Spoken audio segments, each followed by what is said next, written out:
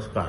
मी संजय थोबडे, सिद्धेश्वर देवस्थान पंच कमिटीचं ट्रस्टी असून 2010 साली लातूर येथील धर्मादाय आयुक्त कार्यालयाने आमच्या सिद्धेश्वर देवस्थान पंच कमिटीला सर्व जागा लिलावाद्वारे विक्री करण्याचे आदेश दिलेले होते.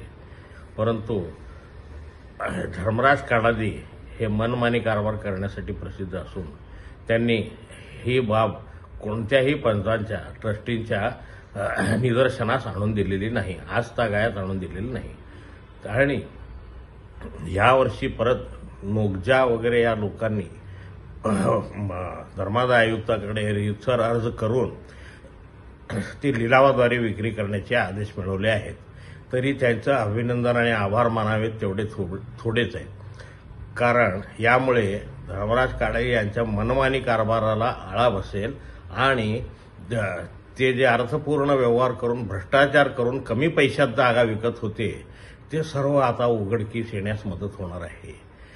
त्यामुळं आता तरी राहिलेल्या ट्रस्टीजनी त्यांच्या बेकायदेशीर वागण्याच्या स्वभावाकडे लक्ष देऊन हितपर त्यांच्याकडून किंवा पंच कमिटीकडून कोणतेही बेकायदेशीर कृत्य घडणार नाही याची दक्षता घ्यावी अशी मी त्या सर्वांना नम्र विनंती करीत आहे.